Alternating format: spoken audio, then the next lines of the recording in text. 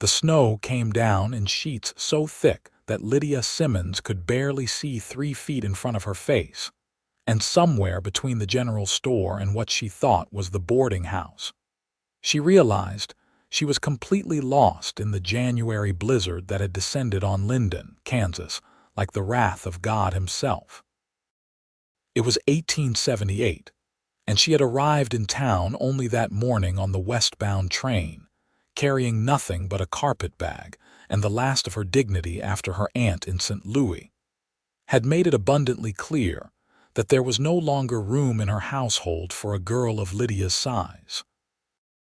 The letter that had brought her to Kansas promised work as a housekeeper for a widow named Mrs. Patterson, but when Lydia had finally found the address, she discovered the house empty, and a neighbor informed her that Mrs. Patterson had died 3 weeks prior.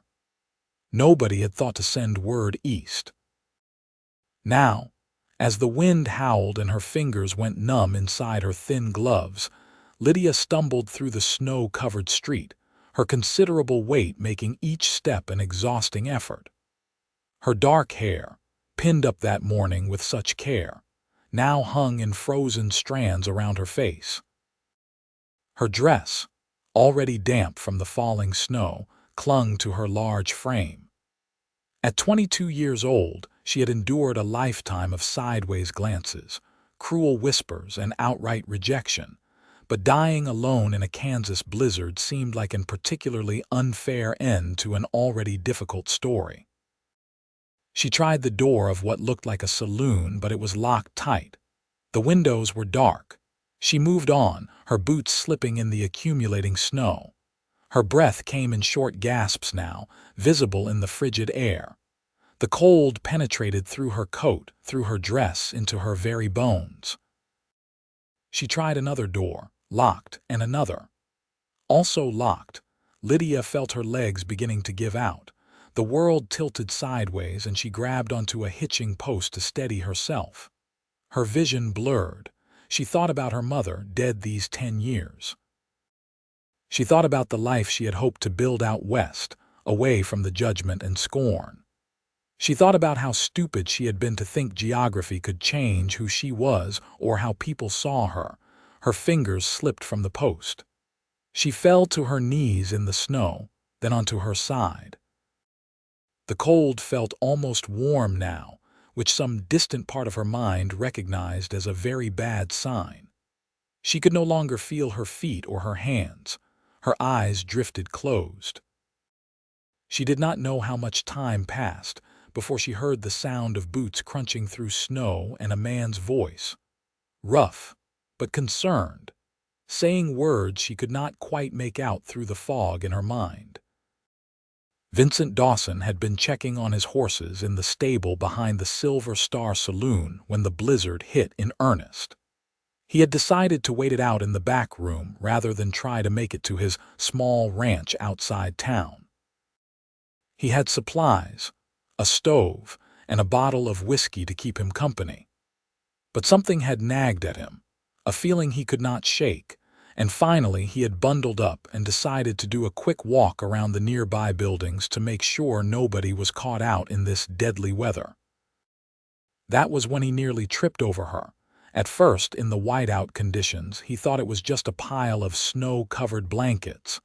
But then he saw the hand, the fingers blue-tinged and still. He dropped to his knees beside her, brushing snow from her face. A woman, young, unconscious, and freezing to death. "Madam," he said, his voice urgent. "Madam, can you hear me?" No response. He pressed his fingers to her neck, searching for a pulse. There, faint but present, relief flooded through him. He was a big man, tall and strong from years of ranch work, but she was not a small woman. Still, there was no time to waste. He got his arms under her, one beneath her knees and one behind her back, and with a grunt of effort he stood, lifting her against his chest. The walk back to the saloon's back room felt like miles instead of yards. The wind fought him for every step. Snow pelted his face, stinging his eyes. But he held tight to his burden, this stranger who would die if he failed. and he pushed forward until finally, he shouldered through the door and into the blessed shelter of the building. He kicked the door shut behind him and carried her to the small room he had been occupying, laying her on the cot near the pot-bellied stove. She was covered in snow, her lips pale blue, her skin like ice. He threw more wood into the stove, getting it blazing hot, then turned his attention to her. Her clothes were wet, which meant they had to come off or she would never warm up. Vincent hesitated, acutely aware of propriety, but propriety would not save her life. He worked quickly, removing her soaked coat, her wet dress, her frozen boots and stockings, trying to maintain her modesty as much as possible while getting her out of the death trap of those icy garments. He wrapped her in every blanket he could find, then in his own heavy coat for good measure. He sat beside her, rubbing her hands between his, trying to restore circulation. "Come on," he murmured. "Come on, stay with me." Her eyelids fluttered. A small sound escaped her throat. "That's it," Vincent encouraged. "Wake up, you're safe now, you're going to be all right." Lydia's eyes opened slowly, confused and unfocused. The first thing she saw was a man's face, lean and weathered, with dark eyes full of concern.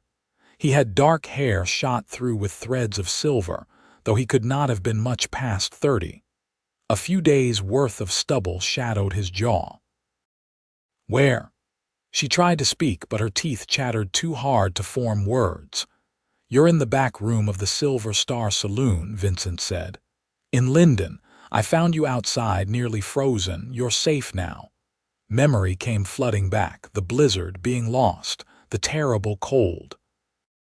She looked down and realized she was wrapped in blankets and that she was not wearing her dress. Her eyes widened in alarm. Vincent held up a hand. "I had to get you out of those wet clothes, madam. You would have died otherwise. I tried to be respectful about it." "Your dress is hanging by the stove to dry." Lydia's face flushed with embarrassment, though whether from the situation or the returning warmth she could not say. "Thank you. You saved my life." "Just lucky I decided to check outside when I did," Vincent said. He poured coffee from a pot on the stove into a tin cup. "Think you can drink this? Need to get you warm from the inside, too." She nodded, and he helped her sit up enough to sip the hot, bitter liquid. It burned going down, but it was the most wonderful thing she had ever tasted. Life flowing back into her. "What's your name?" Vincent asked. "Lydia Simmons." "Vincent Dawson. Folks call me Vince." He studied her face. "What were you doing out in that storm, Miss Simmons?" "You knew in town. I arrived this morning," Lydia said, her voice still shaky. "I was supposed to work for Mrs. Patterson, but when I got to her house, I found out she had died. I was trying to find somewhere to stay, and then the storm came so fast and I got turned around." "Mrs. Patterson passed a few weeks back," Vincent confirmed. "I'm sorry nobody wrote to tell you." "That's rough luck." "Story of my life," Lydia said, then immediately regretted the self-pity in her voice. Vincent was quiet for a moment, then said, "Well, your luck changed today. You're alive. That counts for something." She looked at him, this stranger who had pulled her from certain death, and felt tears prick her eyes. "Why did you come out looking? Most people would have stayed inside, stayed safe." He shrugged, looking a bit uncomfortable. "Just had a feeling. My ma used to say I had good instincts." Guess she was right. "Where is your mother now?" Lydia asked. "Died about 5 years back. Pa went 2 years before that. It's just me now, out at my ranch, small place, but it's mine." He refilled her coffee cup. "What about you? You got family somewhere?" "No one who wants me," Lydia said quietly. Then, forcing herself to be honest because this man had saved her life and deserved truth, she added, "My aunt made it clear I was a burden. Too much mouth to feed," she said. "Not pretty enough to attract a husband. She found this job for me out west just to be rid of me." Vincent's jaw tightened. "That's a cruel thing to say to anyone, let alone kin." She was not wrong, though, Lydia said, looking down at her hands at the blankets covering her large body. I have been a burden everywhere I go. Too big, too much, always in the way. Now that, Vincent said firmly, is horseshit. Pardon my language, but it is. You're a person. You're not too much or too little, you just are.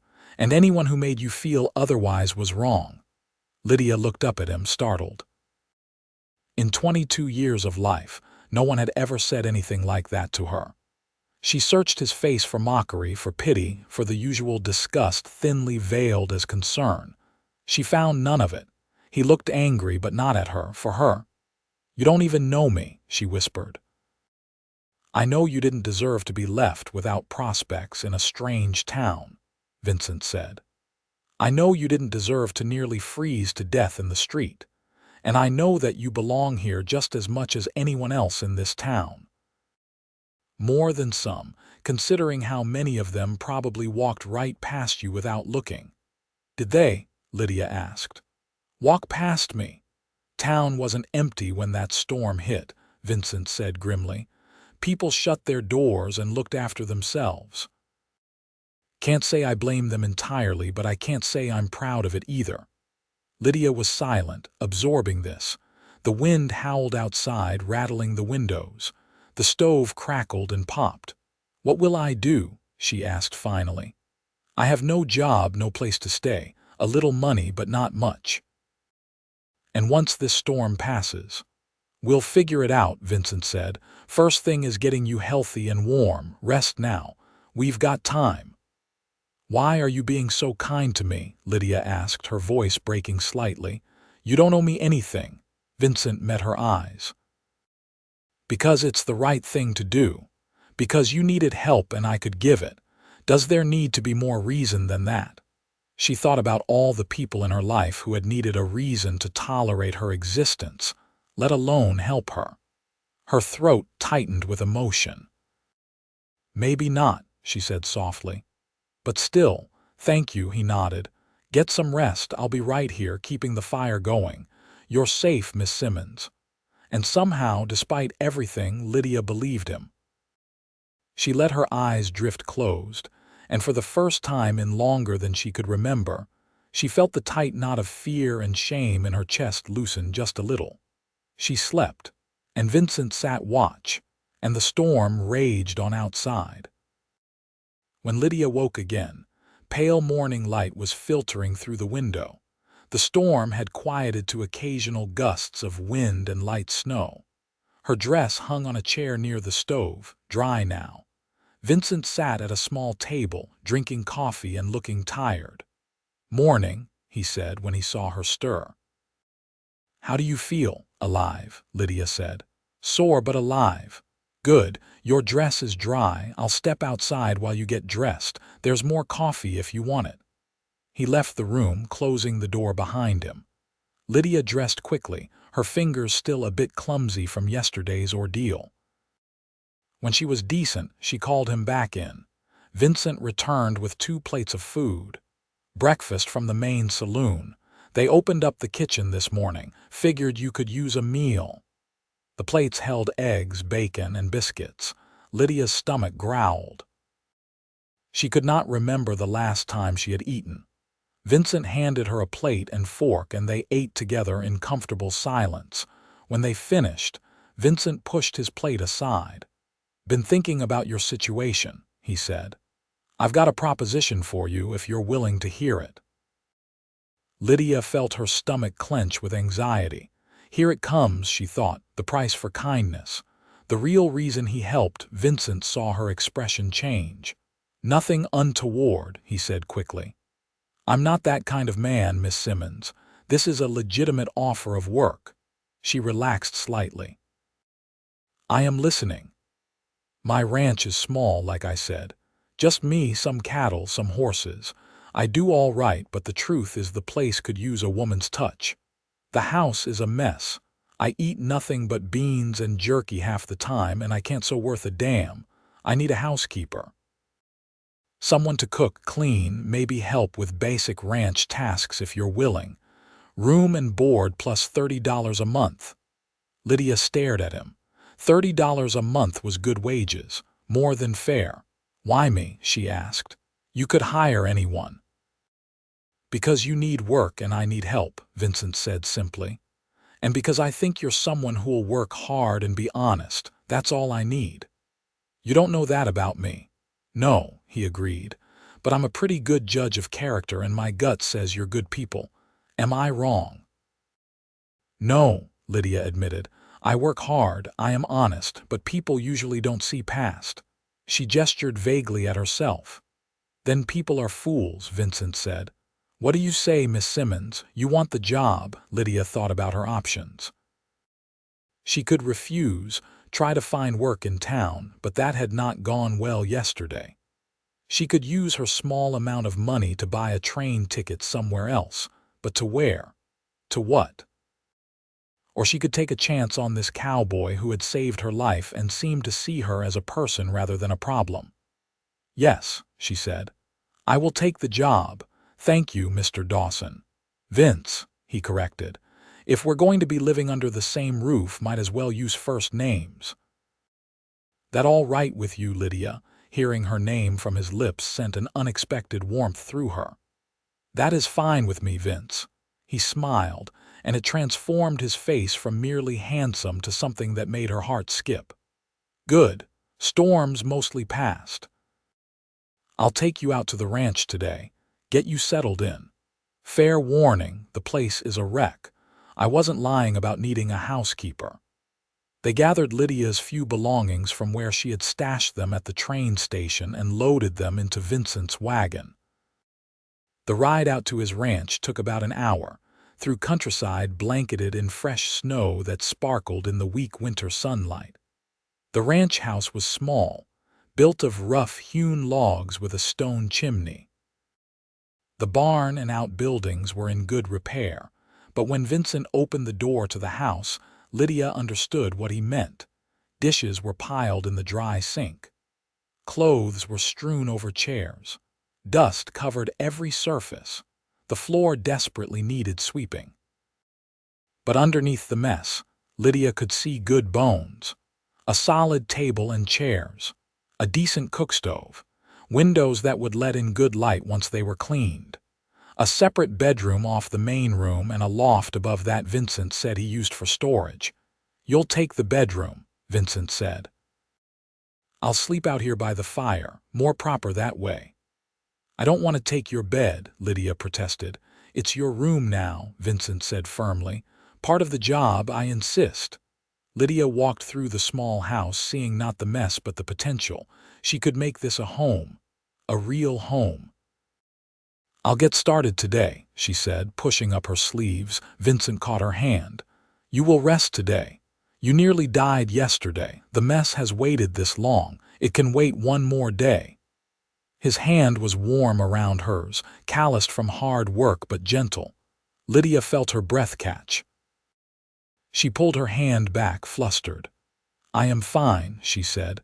I would rather work. Vincent studied her. All right, but take it easy, and if you feel tired or unwell, you rest.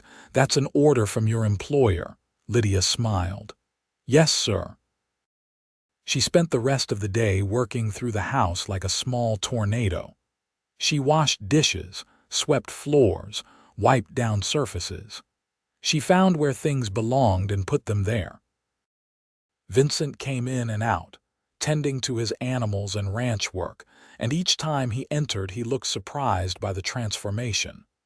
By evening, the main room looked completely different. Clean, organized, welcoming. Lydia had even found time to make a proper dinner, frying up pork chops and making gravy, boiling potatoes and green beans from Vincent's stores. When Vincent came in for dinner and saw the table set with hot food, he actually stopped in his tracks. Lydia, he said. You did not have to do all this today. I wanted to, she said. Besides, I like staying busy. They sat down to eat and Vincent took his first bite and closed his eyes. Lord, he said, I forgot what real cooking tastes like. Lydia felt a warm glow of pride. My mother taught me. She was an excellent cook. She taught you well. They ate in companionable silence for a while, then Vincent said, "Tell me about her, your mother." Lydia was surprised by the question. People rarely asked about her life, her history. "She was kind," Lydia said slowly. "Patient. She died when I was 12. Fever took her. After that, I went to live with my aunt, and she trailed off. And things were hard," Vincent finished. "Yes, my aunt was not cruel exactly, but she was not kind either. She made sure I knew I was a burden, especially as I got older and bigger. She said no man would want to marry a girl my size, so I had better learn to work hard because that would be my only value." Vincent's fork clattered against his plate. "That's a terrible thing to say to a child." "Maybe. But she was not wrong about the marrying part. Men don't look at girls like me." "Men are idiots then," Vincent said bluntly. Lydia laughed, a surprised sound. "You're very kind, but you don't have to say things like that. I'm not being kind, I'm being honest." Vincent leaned forward. "Lydia, can I speak plainly?" "Yes. You're a beautiful woman. Any man with eyes can see that. You've got a pretty face, nice hair, and a smile that lights up a room when you let it show. The fact that you're bigger than some wasp-waisted society girl doesn't change that. And beyond looks, you're smart and hard-working and brave. You survived things that would break other people. That's worth a hell of a lot more than fitting into some arbitrary idea of what a woman should look like." Lydia felt tears prick her eyes. "You barely know me. I know enough. And I know that whoever made you feel less than deserves a kick in the teeth." She laughed through her tears. "You are unlike anyone I have ever met, Vince Dawson." "I'll take that as a compliment," he said, his expression softening. "Now eat up. You need your strength." The days turned into weeks, and a routine established itself. Lydia kept the house immaculate and filled it with good smells of cooking and baking. She learned the rhythms of ranch life, gathering eggs from the chickens, feeding the pigs, even helping Vincent with some of the lighter ranch work when he needed an extra pair of hands. Vincent proved to be an easy person to live with. He was quiet but not cold, respectful but not distant. He treated her like a person, asked her opinions, listened when she spoke. He told her stories about his life, about growing up on this land, about his parents and their dreams for the ranch. Lydia found herself looking forward to their evenings together, when the work was done, and they would sit by the fire, talking or playing cards, or sometimes just sitting in comfortable silence. She noticed small things about him. The way he always made sure she had the more comfortable chair. How he would bring in extra firewood without being asked so she would not have to carry it. The way his eyes crinkled when he smiled, she was falling for him. She knew it and tried to fight it. This was a job, nothing more. He was being kind, being decent, but that did not mean he had feelings for her. Men like Vincent did not fall for women like her. That was just reality. But sometimes she caught him looking at her with an expression she could not quite read. Sometimes their hands would brush while passing dishes at dinner, and the contact would linger a moment longer than necessary. Sometimes she would feel his eyes on her while she worked, and when she looked up, he would quickly look away. It was March when everything changed. The snow had melted, and early spring flowers were beginning to push up through the earth. Lydia had been living at the ranch for almost 2 months, and she could hardly remember what her life had been like before. She was in the kitchen, kneading bread dough when Vincent came in from the barn. He stood in the doorway, watching her work, and when she looked up and caught his eye, he did not look away this time. "Lydia," he said, "can we talk?" Her heart began to pound. "Of course. Is something wrong?" "No, yes, maybe." He took off his hat, turning it in his hands. "I need to say something, and I need you to hear me out before you respond." "Can you do that?" She nodded, her mouth dry. Vincent took a deep breath. "These past 2 months have been the best of my life. Not because the house is clean or the food is good, though both those things are true. But because you are here. Because I wake up knowing I will see your face. Because I go to sleep hearing your voice. Because you have made this house a home in a way it never was before, even when my parents were alive. Lydia's hands were still in the bread dough, frozen. I know I am your employer, Vincent continued. I know there is a power imbalance there, and I swear I am not trying to take advantage. If you want to keep things as they are, we will. I will never mention this again, but I had to tell you the truth. I am in love with you, Lydia. I have been falling for you since the day I found you in that snow, and every day since has only made it stronger. Vince, Lydia whispered, her voice shaking. I don't care what anyone says about how you look, he pressed on. To me, you are the most beautiful woman in the world. I love your smile, your laugh, the way you hum while you cook. I love your strength and your kindness and your courage. I love everything about you. And if there is any chance you might feel the same way about me, I am asking for permission to court you properly. To see if maybe someday you might consider being my wife. Lydia pulled her hands from the dough, wiping them on her apron. Tears were streaming down her face. Why are you crying? Vincent asked, alarmed. Lydia, I am sorry. I should not have said anything. Please do not cry. I am crying because I am happy, you fool, Lydia said, laughing through her tears. Because I have been in love with you for weeks and convinced myself it was impossible, that you could never feel the same way. Vincent crossed the room in 3 long strides. He took her flour-dusted hands in his. It is not impossible. It is the most possible thing in the world. So is that a yes? Can I court you? Yes, Lydia said. Yes, absolutely yes. He raised her hands to his lips and kissed her knuckles, his eyes never leaving hers. I promise I will do this right. I will treat you like you deserve to be treated. I will show you every day how much you mean to me. You already do, Lydia said softly. You have since the moment you brought me in from the cold and told me I belong here. You do belong here, Vincent said. You belong with me. If you'll have me. I will have you, Lydia said. I absolutely will have you. He pulled her into his arms then, and she went willingly, resting her head against his chest and hearing the strong, steady beat of his heart. His arms were tight around her, holding her like she was precious, like she was treasured. Can I kiss you? He asked, his voice rough with emotion. She looked up at him. Please. He cupped her face in his hands, his thumbs brushing away her tears, and then he kissed her. It was gentle and sweet and full of promise.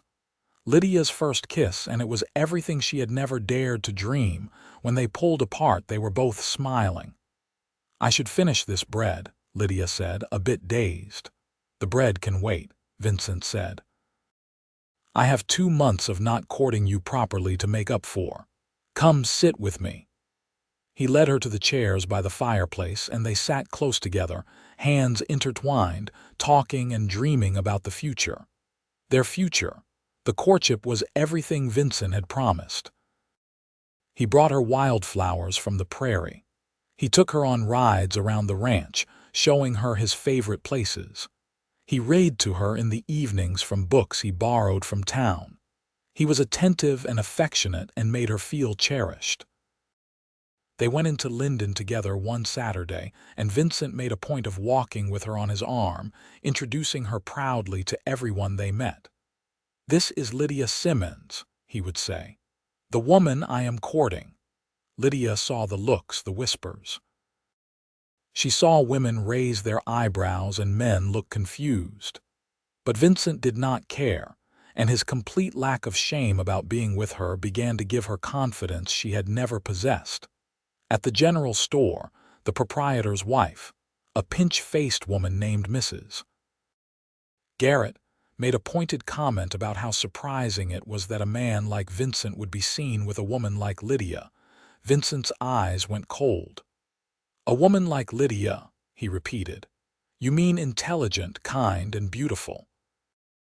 Yes, I suppose that would be surprising since those qualities are clearly foreign to you, Mrs. Garrett. Come on, Lydia, we'll take our business elsewhere. He steered her out of the store, his jaw tight with anger. You did not have to do that, Lydia said. I am used to comments like that. Well, I am not, Vincent said, and I will not stand for anyone disrespecting you. You are going to be my wife, Lydia, and that means you are under my protection. Anyone who has a problem with you has a problem with me. Your wife, Lydia said. You have not actually asked me yet. Vincent stopped walking. You are right, and you deserve a proper proposal, not me just assuming. Let me do this right. But Lydia shook her head, smiling. Vince, you pulled me from the snow and saved my life. You gave me a home when I had nothing. You have shown me every day for months what it feels like to be valued and loved. You have already done everything right. So yes, I will marry you. Whenever you are ready to ask properly, the answer is yes. Vincent laughed, a joyful sound that made several passers-by turn and stare.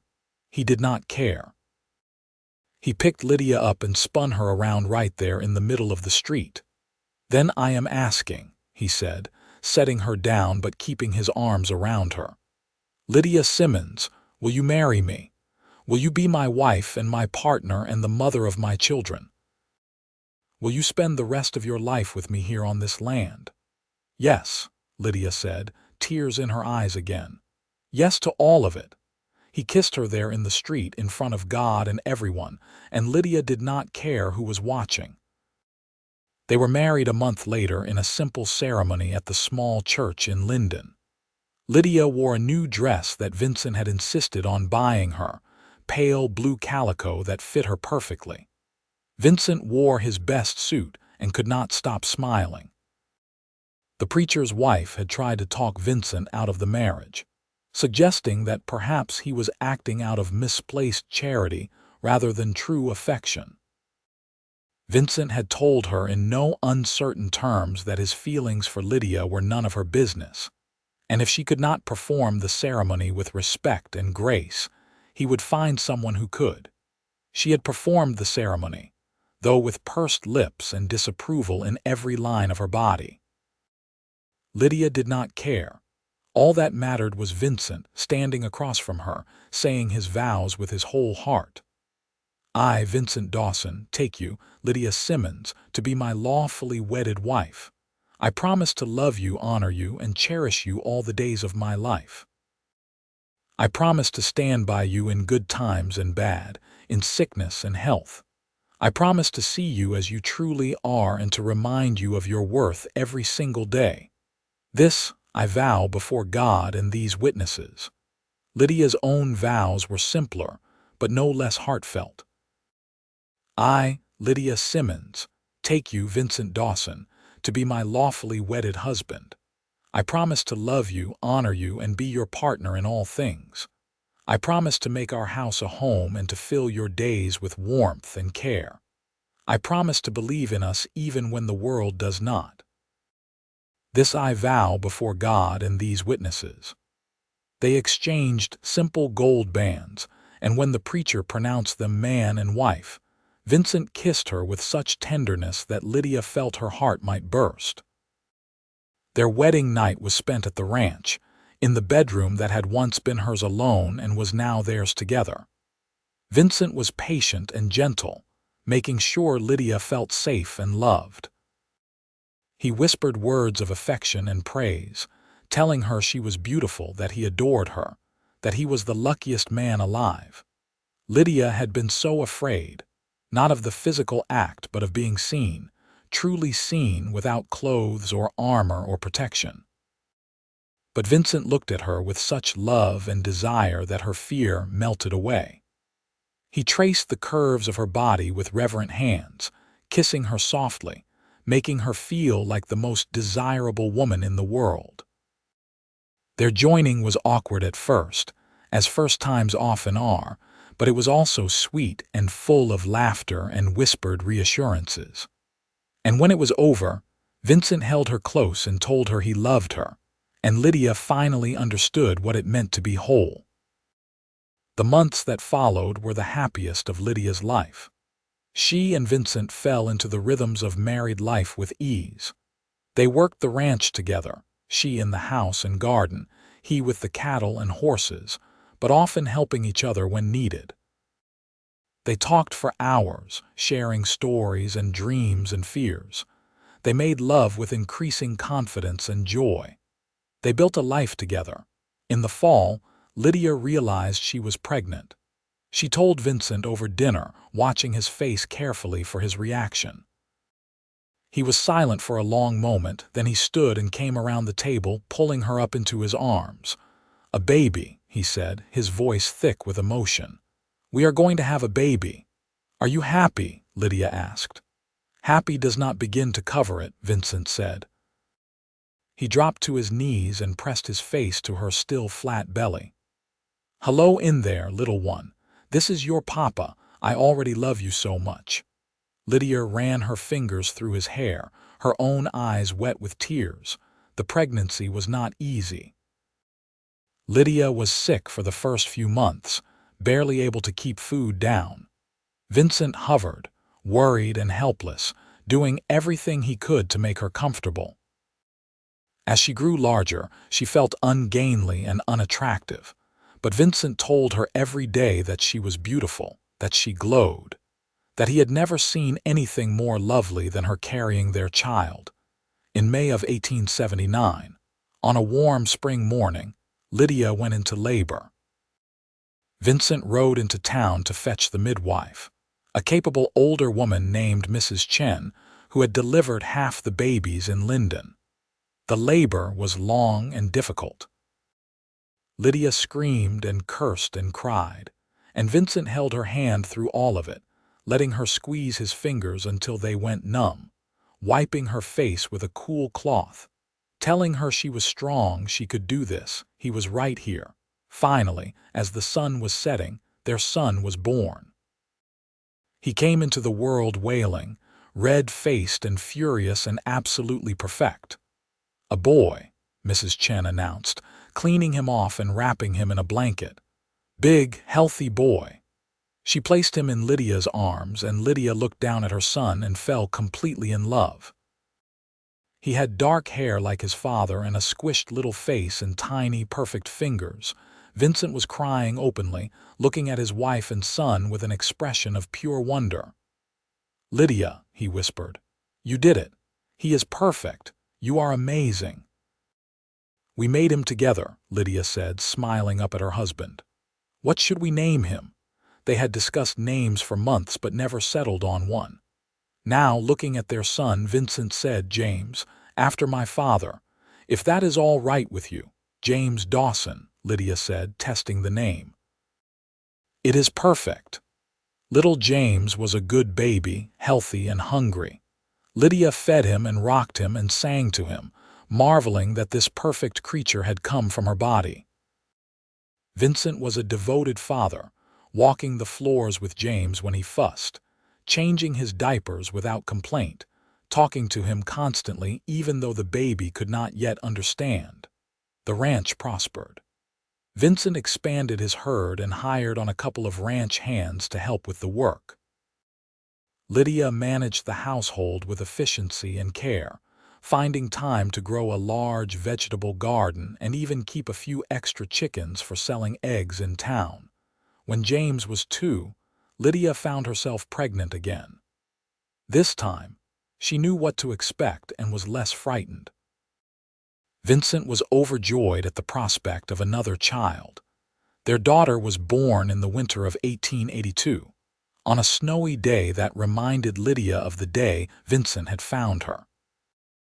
The labor was shorter this time, and when the baby was placed in her arms, a tiny girl with wisps of blonde hair and blue eyes, Lydia felt a fierce rush of love. "She looks like you," Vincent said softly, touching the baby's tiny hand. "You think so? I know so. She is going to be beautiful, just like her mama." They named her Alina after Lydia's mother and called her Ellie. She was a more temperamental baby than James had been, quick to cry but also quick to smile. James was fascinated by his baby sister, wanting to help with everything. The years passed in a blur of work and love and family. James grew tall and strong like his father, serious but kind. Ellie was bright and bold, afraid of nothing. In 1885, Lydia gave birth to another son whom they named Thomas.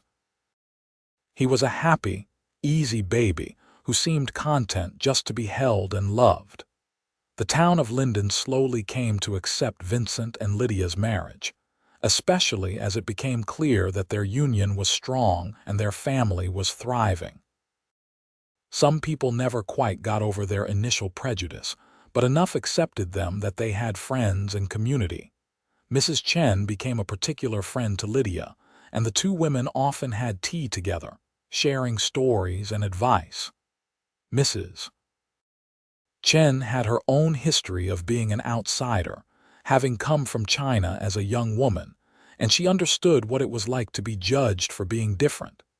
"You have built a good life," Mrs. Chen said one afternoon, watching James and Ellie play in the yard while baby Thomas napped.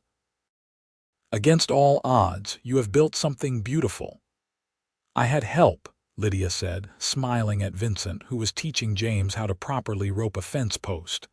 "Yes, but you also had strength," Mrs. Chen said. "Not everyone would have survived what you went through. Not everyone would have had the courage to accept love when it was offered." Lydia thought about that. About the girl she had been, lost and freezing in the snow, convinced she was worthless. About how close she had come to giving up entirely. "I almost did not," she admitted. "If Vincent had come out 5 minutes later, I would be dead." "But he did not," Mrs. Chen said. "He came exactly when you needed him. Some might call that fate. Some might call it God's will. I call it love finding a way." Lydia watched her husband lift James onto his shoulders, watched her daughter spin in circles, watched the home they had built together. "Yes," she said. "I think you are right." That evening, after the children were in bed, Lydia and Vincent sat on the porch, watching the stars come out. It was something they had done for years, this quiet moment at the end of the day when they could just be together. "Do you ever regret it?" Lydia asked. "Marrying me? I know your life would have been easier if you had chosen someone else." Vincent looked at her like she had grown a second head. "Lydia Dawson, after all these years, how can you ask me that? I just wonder sometimes. People still talk. Mrs. Garrett still looks at me like I am something unpleasant she stepped in. You could have had anyone." "I have exactly who I want," Vincent said firmly. He took her hand. "Lydia, you are my best friend, my partner, the mother of my children, and the love of my life. There is not one single thing I would change about our life together. Not one. Do you understand?" "I am trying to," Lydia said. "Then let me be clearer." Vincent pulled her close. "That day I found you in the snow was the best day of my life. Not because I got to be a hero, but because I found you. Because without that moment, I would never have known you, and that would have been a tragedy. You have made me happier than I ever thought possible. Our children are perfect. Our life is good, and none of it would exist without you. So no, I do not regret anything. I am only grateful." Lydia leaned her head on his shoulder. "I love you. I love you too. Always have, always will." They sat in comfortable silence, Vincent's arm around her shoulders, watching the night sky. As the years continued to unfold, the Dawson Ranch became known throughout the area as one of the most successful small ranches in Kansas. Vincent's fair dealing and hard work earned him respect, and Lydia's kindness and excellent cooking made their home a welcome place for neighbors and travelers alike. James grew into a fine young man, taking on more responsibility at the ranch. Ellie was bright and willful, keeping her parents on their toes. Thomas was gentle and artistic, more interested in drawing than ranching, which Vincent supported wholeheartedly.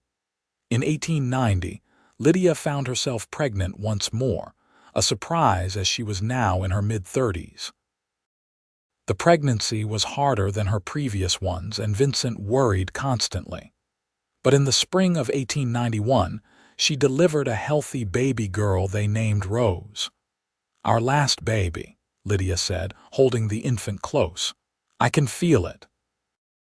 Vincent, now 43 with silver threading heavily through his dark hair, smiled down at them. "Then we will cherish her extra." And they did. Little Rose was doted on by her older siblings and adored by her parents. She was a happy child, always laughing, and she brought great joy to the household. When James was 18, he began courting a girl from town, a sweet young woman named Mary Turner. Lydia liked her immediately and welcomed her warmly into their family. When James asked for Vincent's permission to marry, Vincent gave it gladly, and Lydia helped plan a lovely wedding.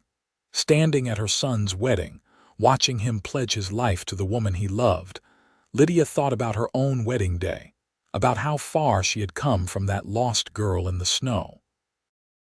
Vincent appeared at her elbow. "Sentimental?" he asked softly. "A little," Lydia admitted. "He is so young." "He is older than you were when we married," Vincent pointed out. "That is true, and if he is half as happy as we have been, he will have a good life." "Better than good," Vincent said. He took her hand and kissed it. "Thank you." "For what?" "For saying yes to me all those years ago, for building this life with me, for our children, for everything." Lydia smiled. "Thank you for finding me, for bringing me in from the cold, for telling me I belonged." "You do belong," Vincent said. "You always have." The years continued their march. Ellie married a banker's son and moved to Topeka, though she visited often with her own growing family. Thomas went to art school in St. Louis, becoming a successful illustrator. Rose grew into a lovely young woman, kind and smart like her mother. Vincent and Lydia grew older together, their hair graying, their faces lining, but their love never diminishing. They still sat on the porch every evening, still talked for hours, still reached for each other in the night. On their 20th wedding anniversary, Vincent surprised Lydia with a trip to Denver. They left the ranch in James's capable hands and took the train west, staying in a fine hotel and seeing the sights. One evening, over dinner at an elegant restaurant, Vincent reached across the table and took Lydia's hand. 20 years, he said. Best 20 years of my life. Mine too, Lydia said. She looked around the restaurant, at the other diners in their fine clothes, at the crystal chandeliers and white tablecloths. "I never imagined I would have a life like this, traveling, celebrating an anniversary, being loved." "You deserve this and more," Vincent said. "I only wish I could give you the world." "You gave me everything that matters," Lydia said. "You gave me a home, a family, a reason to believe in myself. That is worth more than all the riches in the world." Vincent raised her hand to his lips. "Here is to 20 more years and 20 after that." "I will drink to that," Lydia said, smiling. They returned to the ranch renewed and happy, ready to continue their life together. The turn of the century brought changes. Linden grew larger with more modern conveniences. The railroad expanded. New families moved in and old families moved on. But the Dawson Ranch remained, a constant in a changing world. In 1905, Lydia became a grandmother for the first time when James and Mary had a son. She held the baby and marveled at the continuation of life, at this new generation. "What do you think, great-grandpa?" Vincent joked, looking at the baby. "Makes us sound ancient." "We are getting there," Lydia said, but she was smiling. That night, alone in their bedroom, Vincent held Lydia close. They were both in their 50s now, their bodies showing the wear of a life well lived. But when Vincent looked at Lydia, he still saw the woman he had fallen in love with, the woman who had captured his heart completely. "I never told you," he said softly. "Why I came out into that storm, the real reason." Lydia looked up at him. "You said you had a feeling." "I did. But it was more than that." That morning before the storm hit, I had gone to the church. I was not a particularly religious man, but I felt compelled to go, and I prayed. I asked God to send me someone to share my life with. I was lonely, Lydia. I had my ranch, I had my work, but I was alone and I was tired of being alone. Lydia's eyes filled with tears. You never said. I know. I did not want you to think I had saved you just because I was desperate for companionship. But the truth is, I prayed for someone and then I found you. And you were everything I did not even know to ask for. You were not just someone to fill an empty space. You were the right person, the perfect person, my person. Oh, Vincent, Lydia whispered. I believe God answered my prayer that day, Vincent said, and I have been grateful every day since. Lydia kissed him, soft and sweet. Then I am grateful too, for your prayer, for your kindness, for your love, for everything. They held each other close, two souls who had found each other against all odds and built a beautiful life together. The years continued to pass. More grandchildren were born. Rose married and had children of her own. The ranch passed primarily into James's hands as Vincent grew older, though Vincent still liked to be involved, still liked to ride out and check on the cattle, though Lydia worried about him. In 1912, Vincent fell ill. It started as a cough that would not go away and progressed into something more serious. The doctor said it was his lungs, weakened by years of prairie dust and hard living. He prescribed rest and care, and Lydia threw herself into nursing her husband back to health. It took months, but slowly, Vincent recovered. He was not as strong as he had been, his breathing never quite right, but he was alive, and that was what mattered. You are not allowed to leave me, Lydia told him fiercely one afternoon as he rested. I forbid it. Vincent smiled weakly. Yes, madam, would not dream of it. I mean it, Vincent. You promised me a lifetime. I am holding you to that. He reached for her hand. I am not going anywhere if I can help it. Still too much to do. Too much time with you I do not want to miss. Lydia brought his hand to her cheek. We have had a good life, have we not? The best, Vincent agreed. No regrets. Well, maybe one. What? I wish I had found you sooner. Wish we had more time. We have had enough time to build something beautiful, Lydia said.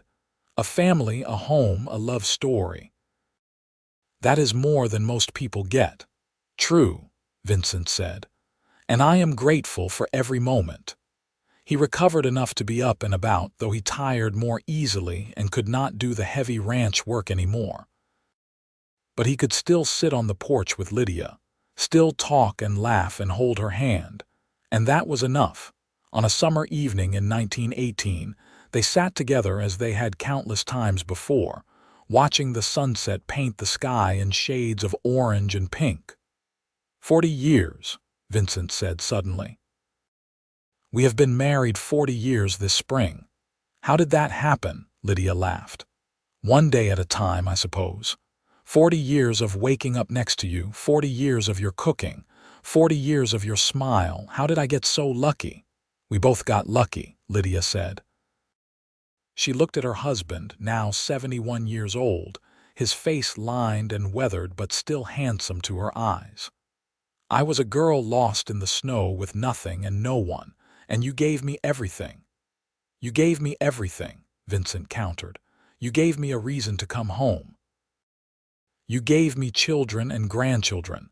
You gave me love when I was lonely and hope when I was discouraged. You made my house a home and my life worth living. They sat in comfortable silence for a while, holding hands. Vincent, Lydia said eventually. Yes. Thank you for telling me I belonged. That first day in the saloon, you said I belonged here. No one had ever said anything like that to me before. Vincent squeezed her hand. You did belong. You do belong. Right here with me always. Always, Lydia agreed. The sun sank below the horizon, and the stars began to appear. Vincent and Lydia remained on the porch, two people who had found each other in a snowstorm 40 years ago and had never let go. Vincent lived another 3 years, passing peacefully in his sleep in 1921 at the age of 74. Lydia was devastated by the loss, but she was also grateful for the years they had shared, for the life they had built together. She remained on the ranch, which was now fully run by James and his family, but she kept her own small house nearby. Her children and grandchildren visited often, and she was never truly alone. On the anniversary of Vincent's death each year, Lydia would go to his grave in the small cemetery outside Linden and sit beside the headstone, telling him about the family, about the ranch, about everything he was missing. "The children are well," she would say. "The grandchildren are growing so fast. Little Vincent, named after you, is 6 now and has your eyes. I wish you could see him." She lived to be 82 years old, passing quietly in her sleep in 1938. Her children found her in her bed, a peaceful expression on her face, and they knew she had gone to be with their father. At her funeral, James stood and spoke about his mother, about her strength and kindness, about how she had built a life from nothing and filled it with love. "My mother taught us that worth is not determined by how you look or where you come from," he said. "It is determined by the content of your character, by how you treat others, by the love you give and receive. She was the strongest person I ever knew, and I am proud to be her son." They buried her next to Vincent, and on the shared headstone, their children had inscribed, "Vincent Dawson, 1847–1921, Lydia Dawson, 1856–1938, beloved husband and wife together in life. Together in eternity." The ranch continued in the family for generations, and the story of Vincent and Lydia was passed down, becoming family legend. The story of how a cowboy found a woman lost in the snow, brought her in from the cold, and told her she belonged. The story of how they built a life together against all odds, raising a family and creating a legacy of love. In the end, it was a simple story. A man who saw worth where others saw none. A woman who found the courage to believe in herself. Two people who chose each other every day for 40 years and built something beautiful together. It was a love story, the best kind. The kind that endures long after the final chapter is written, living on in the hearts and memories of those who came after. And in a small cemetery outside Linden, Kansas, 2 headstones stand side by side, marking the resting place of 2 souls who found each other in a snowstorm and never let go. Even in death, they are together, just as they always were in life. The ranch still stands, though it has changed hands many times over the decades. But sometimes, on quiet evenings when the wind blows just right, people say you can still feel the love that was built there, still sense the presence of Vincent and Lydia, still hear the echo of their story in the rustle of the prairie grass, because some love stories do not end. They just become part of the land, part of the history, part of the forever. And the story of Vincent and Lydia Dawson is one of those stories. A testament to the power of kindness, the strength of love, and the truth that everyone belongs somewhere with someone, if they are brave enough to accept it. From that frozen January night in 1878, when a lost girl met a cowboy with a kind heart, to the peaceful passing of an old woman surrounded by generations of love in 1938, their story spanned 60 years and touched countless lives. It proved that beauty is not measured in inches or pounds, that worth is not determined by the opinions of others, and that true love sees past the surface to the soul beneath. Lydia Simmons, who had been told she was too much, found a man who believed she was exactly enough. Vincent Dawson, who had prayed for companionship, received not just a housekeeper but a soulmate. Together, they created a family, built a legacy, and proved that sometimes the most beautiful things in life come from the coldest, darkest moments. Their great-great-grandchildren still live in Kansas, some on the land that Vincent and Lydia worked, some scattered across the country, but they all know the story.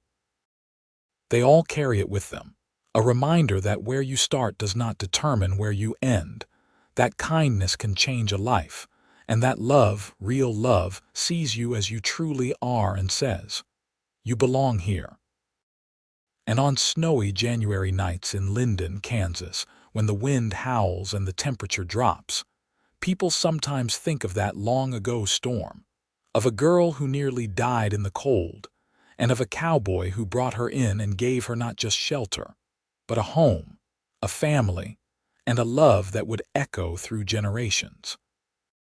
That is the story of Vincent and Lydia Dawson, a love story born in the snow, built on the prairie, and lasting for eternity. A story that reminds us all that we belong, that we are worthy of love, and that sometimes the person who saves us is also the person we were always meant to find.